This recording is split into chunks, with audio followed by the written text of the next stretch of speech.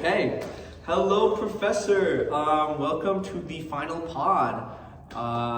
This is our final project, and we hope that you enjoy it. We put a lot of work and time into this. So let's just go ahead and get started. My name is Diego Rodriguez. I'm 18, a first year here at Cal State Fullerton. I'm a cinema and TV major. I do TikTok on the side as a hobby. Really like video games. And I have a big passion for writing, in English in general, a lot of philosophy, and I guess that kind of has extended to ethnic studies. I really enjoyed the discussions we've had. I feel like it's very nuanced, very, like in my realm, I really like talking about it. And I think that discussing ethnic studies can kind of act as a great lens to write better in the future. So that's me, Gus. Hello, my name is Gustavo Herrera. I'm a sophomore here at Cal State Fullerton. I'm a mechanical engineer major, firstborn of three, and a proud Hispanic, and a first-gen student here as well. Also part of a fraternity here on campus that has helped me come out of my shell and be more extroverted. I love to socialize and create great and even bad memories to live life at its fullest moment. I hope to pursue a career as an Imagineer or at Universal. That's actually really cool. Guys. Retweet. Hey guys, or hey Professor. I'm Liliana Moena, but nobody calls me that. Everybody just calls me Lily. It is my first year on campus, and I'm majoring in cultural anthropology in hopes to travel the world, learn about people, learn about cultures, learn about their way of life, so just to like completely immerse myself in like what life has to offer. And I think that a lot can happen in just a few weeks, just a few months, and I think I'm starting to figure that out here. And like I said, I just want to experience life for what it truly is and figure out what it's like to experience things and like live life to its fullest.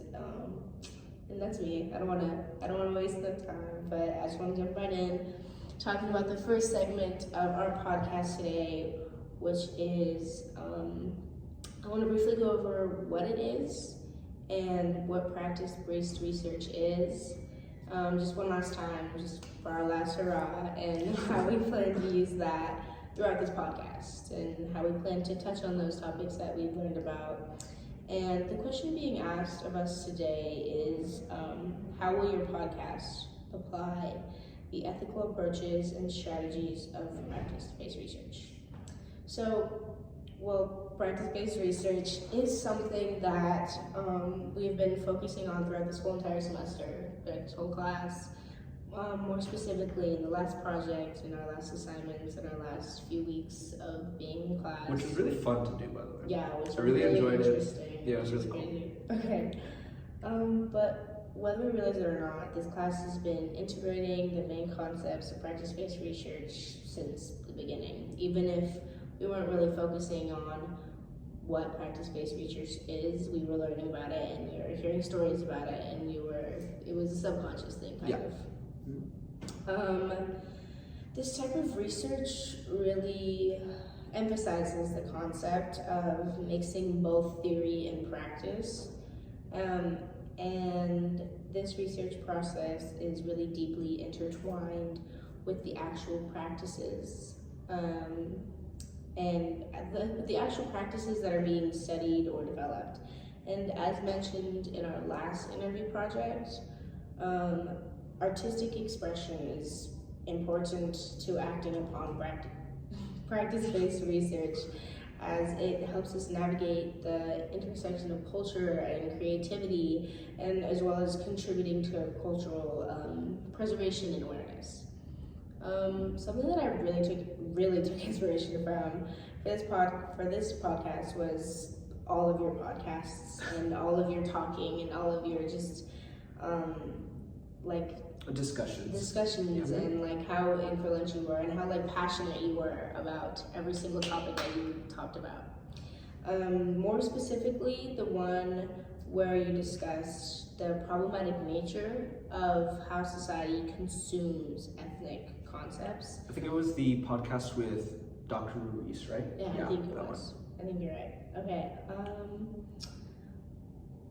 And oftentimes consumerism really just overrides the intended impact of pioneers like Frida Kahlo and other rebels like her. And that being said, this project really functions as like our quote unquote like artistic expression of what we've learned this year and how that's impacted us. And by saying our own artistic impression, we mean that it's, as the next generation, we want to make it known that we are engaged with the issues that are presented to us, that we are engaged with the issues that are being wrongfully impacting us today. We are engaged with our own cultural issues. Yeah. However, it was important to us while writing this podcast and doing this research and doing these assignments that we maintain the ethical code of practice-based research, which is why we assigned each segment to the person who could most efficiently and most confidently and discuss each topic to the best of their own ability.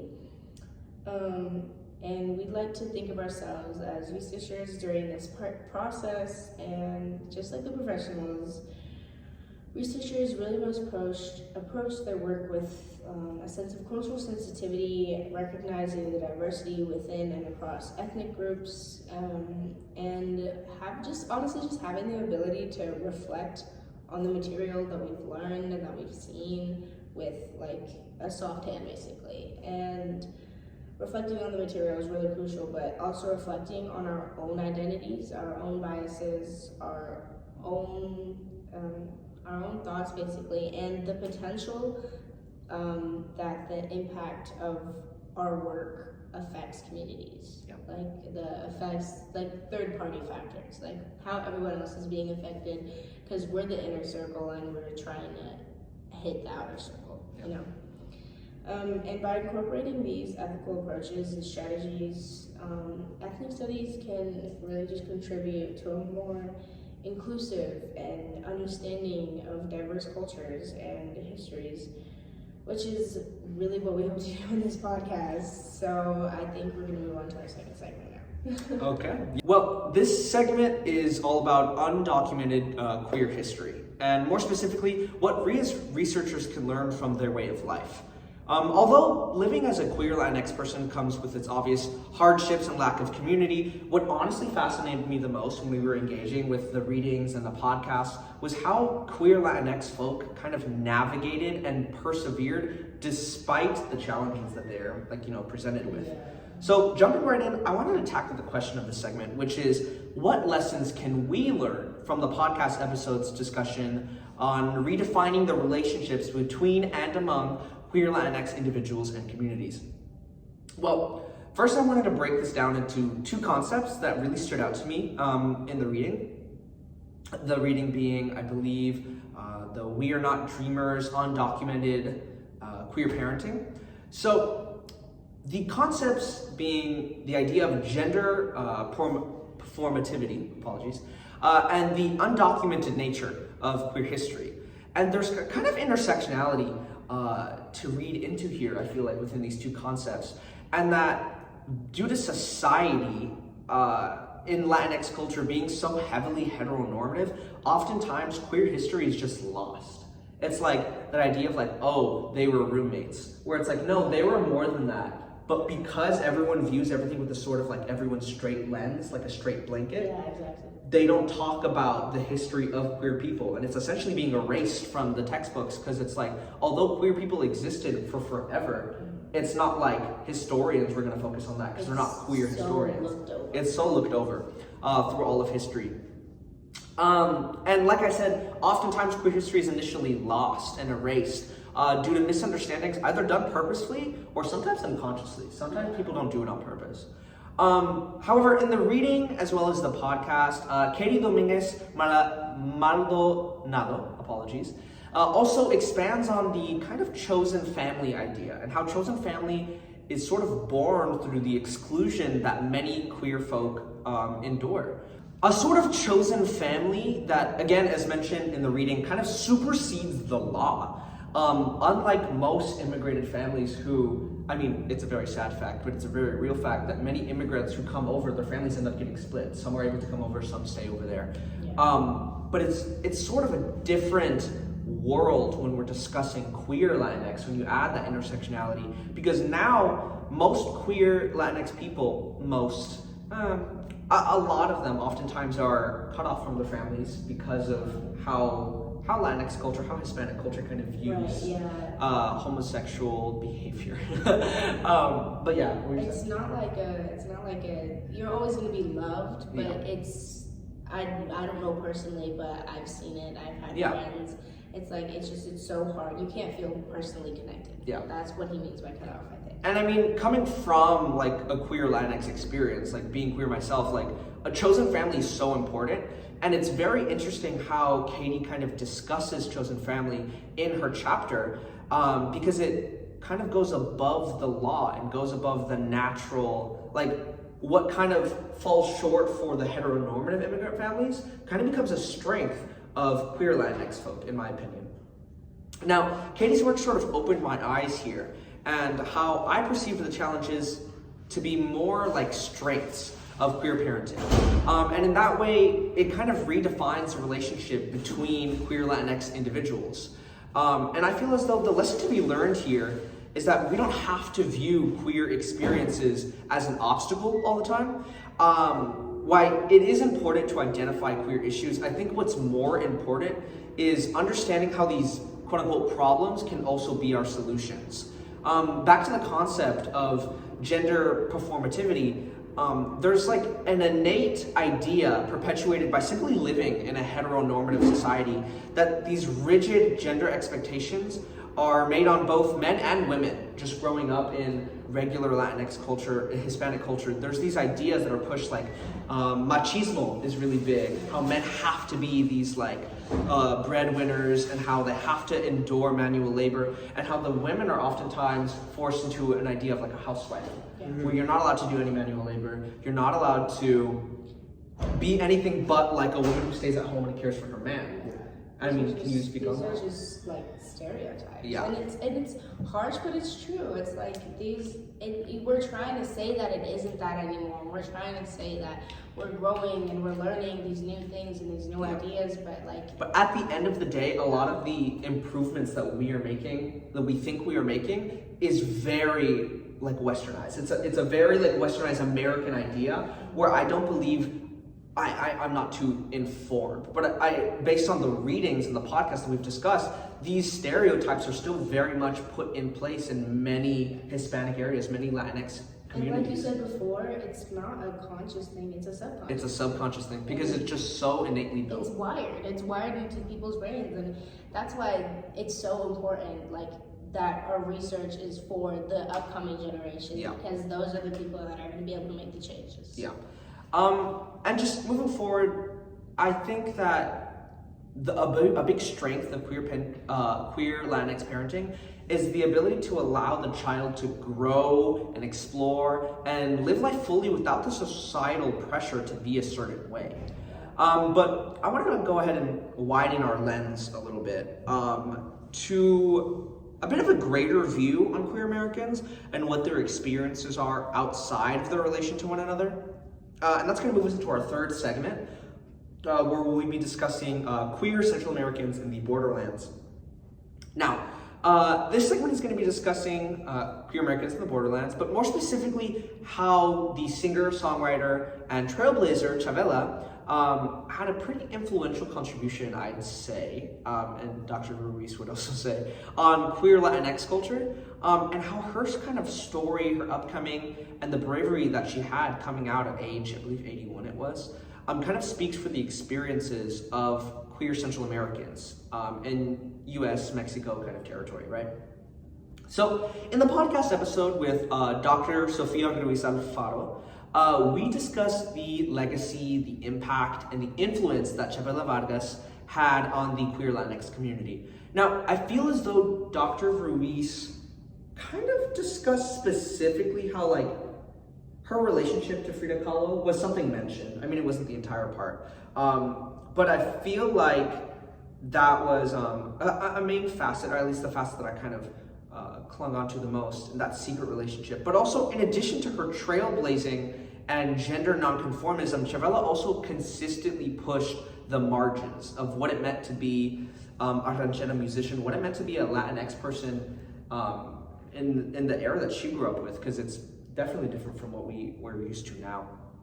Now, the question for this segment is how the podcast episode contributes to a more complex story about how queer Central Americans in the US-Mexico borderlands and hemisphere, like what is the story that we get to see based on what we discussed in the podcast and based on the film that we watched. And I felt as though the podcast kind of expanded upon the film Chavela, the one that we watched, how it provides a personal cultural lens through which to explore issues of identity, issues of acceptance and societal norms.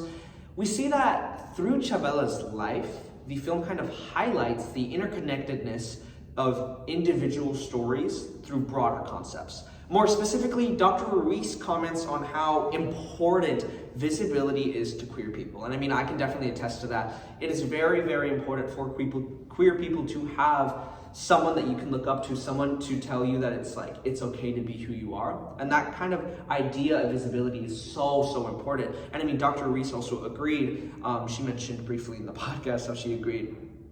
And that message genuinely cannot be emphasized enough. And I believe that Chavela Vargas, being an openly queer woman, kind of challenges that stereotype and provides visibility to the LGBTQ plus community. And her life story sort of becomes a broader narrative that can provide a view into the experiences of many people in many queer experiences within the context of Central America and the borderlands. It kind of sheds light on a community that has been, for decades now, unrepresented, marginalized, and sort of oppressed for decades now. Yeah. This visibility was made even more remarkable by the fact that Chavela performed in a heteronormative space, a heterodominant space, such as the Mexican ranchera music scene, which already we discussed previously how in Mexico and how in Hispanic families, being homosexual is not seen with the most positive light. Yeah. It's definitely not. But more specifically in the ranchero music scene that's very dominated by male vaqueros and men who are all that kind of stuff. And it's very, very machismo. I feel like that idea was very centered. And it shows tremendous bravery for her as a queer woman to be so prevalent in that music scene and to succeed in that music scene, I feel is even more important. To me, that brings me to my next point, which is how the film kind of delves into Chavela's relationship and experiences within the cultural and social context of Mexico.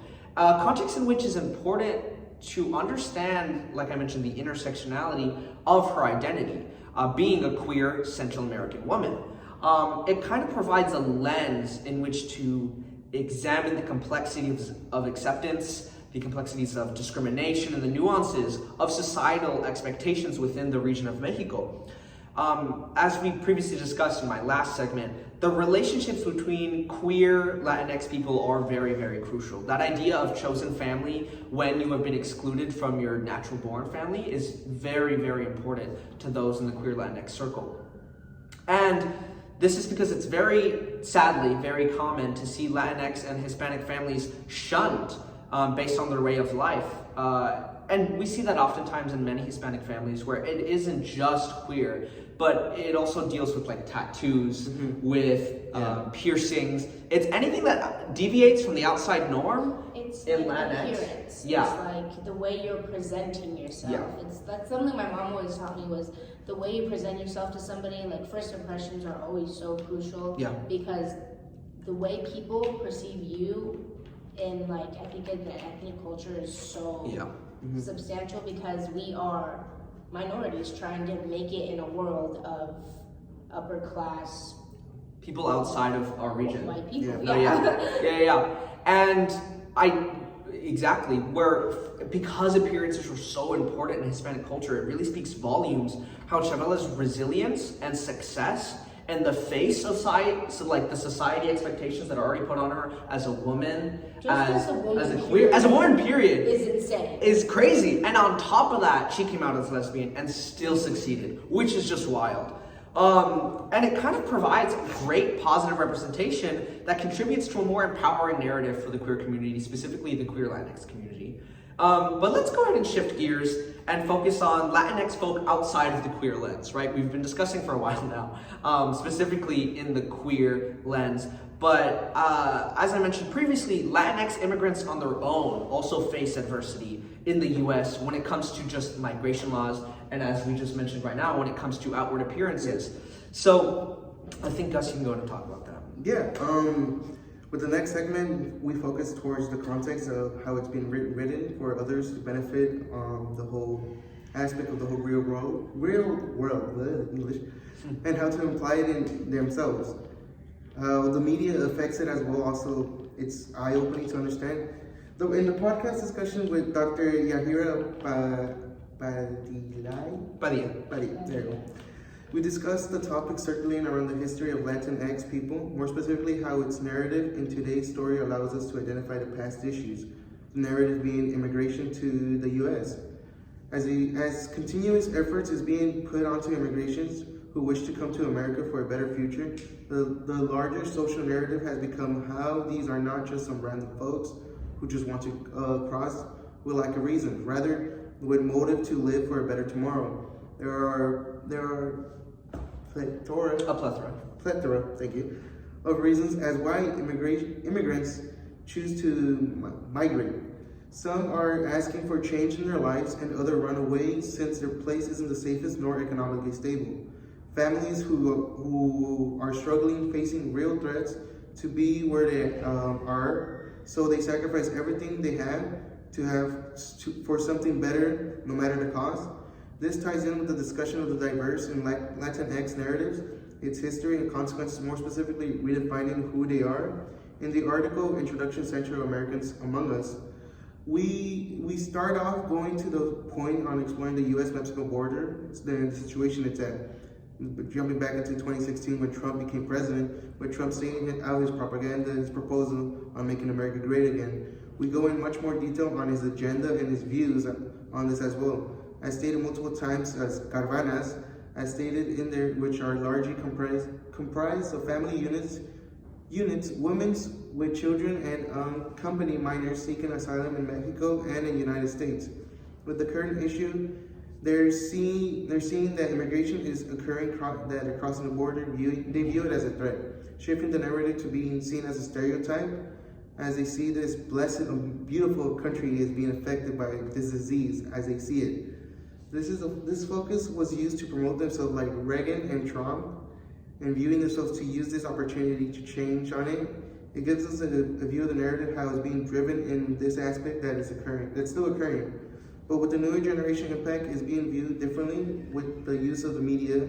Anything can be mass spread and shown, speaking out the real truth on what it is, bringing support and the importance to this issue.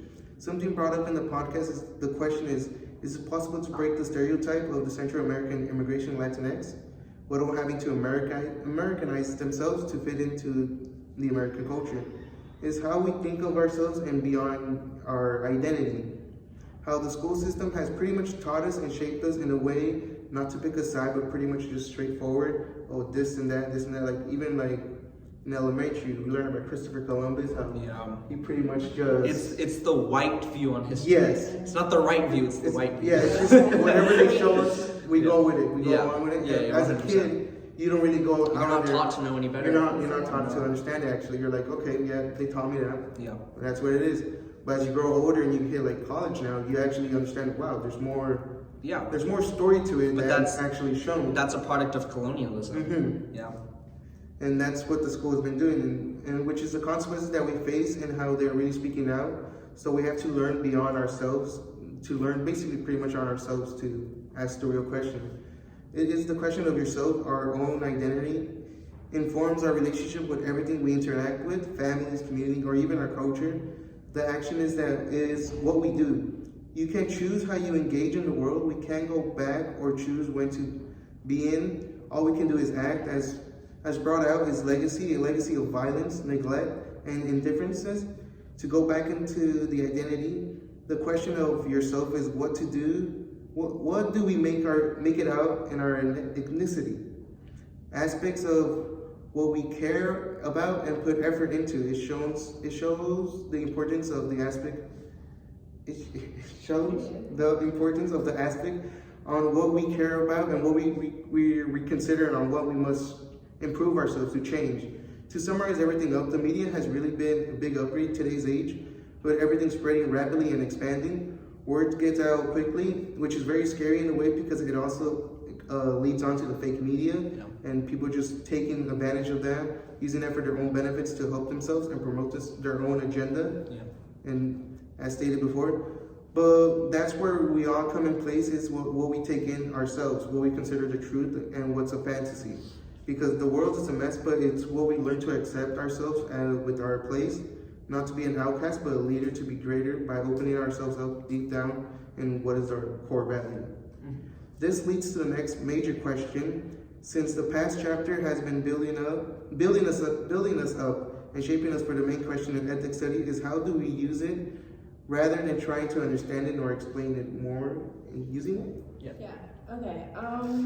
So for our last segment, we are planning to explain to you and show you what we have learned in chapter 3. Honestly, not even in our past segment, in our whole podcast. In our last segment is tying it up and just showing you that we understand. And how we're gonna honestly try to apply that in our everyday lives from this point on. Let's see. Chapter 3 is a wrap-up of all the previous modules we have learned in this semester, and as we reach the end, we look back into the core idea of the major why. You know, like there was always that question of why in anything, in any culture, in any class, in anything you are studying, and we are figuring out why there should be a study of ethics and ethnic studies to bring with us basically in our back pockets, to have us For the future. to have in our knowledge, to have in the whole forever. And to expand on that, it's really important to take stuff into the future like the things we learned in this class, because like as you mentioned, the school system isn't doing it. No, it's not. I mean, it's very recent that Columbus Day was finally taken off, but it took them that long, and it's not like these school systems are going to completely do an overhaul on what the moral thing to do is. I mean, that would be amazing, but because so many school systems have so much to do with like the white colonialism view on history, we have to learn ourselves what the positive history is, what the right history is, and spread that as far as we can. Exactly. And chapter 3 was about discussing the major questions in practicing ethnic studies and using digital literacy and using podcasts and using these stories and using others' ideas of what may be right but really isn't, and figuring out what on a whole standard is right, not just for us but for everybody who have any sort of ethnicity, who have any sort of like discrimination, to have, you know, that difference. And we learned how to discuss this matter, to bring awareness, to call action. We with chapter 1 and chapter 2 is more so what's going on and what we can take out of. But with chapter 3, it's more of what we can take in and what we're gonna do with it and how we're gonna apply that to our lives. And we figured out it is our time to finally stand up. It's time to bring these issues up. It's time to talk about these hard topics. It's time to get uncomfortable. It's time to, you know, just feel everything. And it's good to bring these issues to light rather than looking away from it or not talking about something because it makes you uncomfortable or because it's sad or because, you know, it hurts your feelings or because that's for multitude of reasons. It's the truth. And as we grow older and as we're in college and as we're taking these classes, we're the one responsible to take calls and spread the word, not just like to our community around us, but to generations behind us who are going to create things, and to generations above us to help change their mindsets just a little bit, even though we know that those mindsets are set and they've been made for 40, 50, 60 years, but we can still try. We can be fresh, we can be new, Yeah. we can try our best. That's all anybody ever asks. And it is the importance of practicing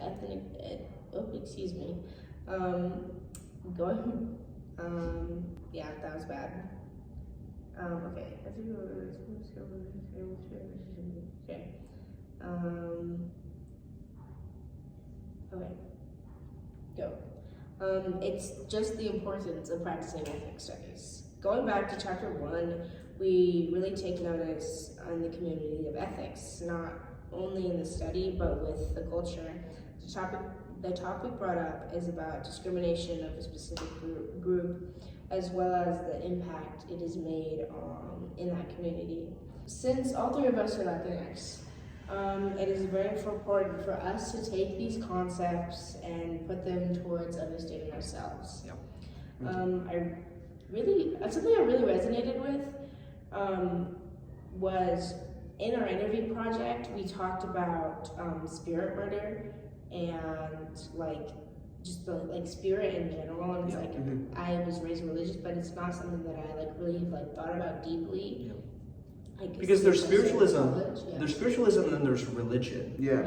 And those two concepts are two different things. Two different ballparks. Yeah. But I think that is something that's gonna stick with me, which is crazy. And I didn't think I could be affected like that. Because personally, in this class, I took it because I was curious as to what ethnic studies really was. Yeah. And I just wanted to see what it was like to study my own culture. And now looking back on this semester, in this course, I am so grateful that I did this course. And as a cultural anthropology major, it has really helped me to see why I'm studying different cultures, and it made me just want to further my studies even more, because it's I just didn't know what I was putting myself into. And really just. I guess I'm happy that I took this course. You know? Yeah, pretty much the same here. I mean, I took this course, honestly, it was a GE requirement. I'm I gotta take it. Yeah. But after learning about the values and the rising of people taking action, it really has opened my eyes into the importance of this future generation learning about other cultures and practices that might just affect them. As before, I wouldn't see them in the way like I do now, as a whole different culture, I would just see them okay, that's interesting. I don't really understand it. Not going to assume or judge, but now taking this class, I go in with a different mindset. I'm okay, I'm now open to understand them, and in a way it's respecting them, being I respect your views for her dad, because it's part of your culture, it's part of you. It's not just it's a trend or anything like that. No, it's something that they value, that's importance to them. And that's something that I got out of this class. And from not jumping to conclusion, but understanding them, as well as the using principle. That's what I'm gonna use now in my day-to-day life. Is rather than seeing what's on the surface level, it's being what's underneath the truth of the reality. Yeah, no, for sure.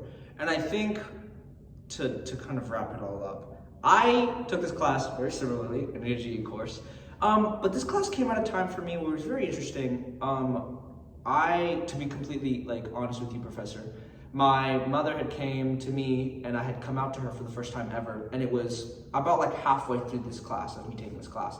And it was also very interesting because this came at the same time in which we started discussing queer Latinx struggles. So it really happened all at the same time. So I was reading about all these people. Yeah, I was reading about all these people having struggles with their families, and how Latinx parents and the social norms and all that kind of stuff. And I was living through it actively. My mother was coming over and saying all sorts of things that we definitely read about. Yeah, that's something that's crazy to me. Yeah. How everything happen. Like, I think that everything happens for a reason. It's like something like that. It's like you never know what it's like until you experience it Yeah. yourself. Like Yeah. we could be reading all this stuff, but it's like I mean, talk about practice-based research. Yeah. I actually went through it. But yeah, and I think I really valued taking this class, and a lot of the kind of solutions that we discussed as to how to fight back against social norms. I mean, I didn't like I didn't sit down with my mom and give her a talk about like undocumented queer parenting, but I definitely did use some of the concepts on how to use practice-based research to have that conversation with my parents. I mean, I think we can all have those conversations with our own parents as to how to discuss, how to venture, because this is, at the end of the day, ethnic studies with a focus on like Hispanic ethnic studies, Chicano and Chicano. Yeah. And coming from Hispanic backgrounds, I think it provided a lot of aid for us, something that we can take into the future. But that's basically it. Thank you so much for Thank watching, you for Professor. watching. Thank you. Hopefully you have a good next semester. Bye.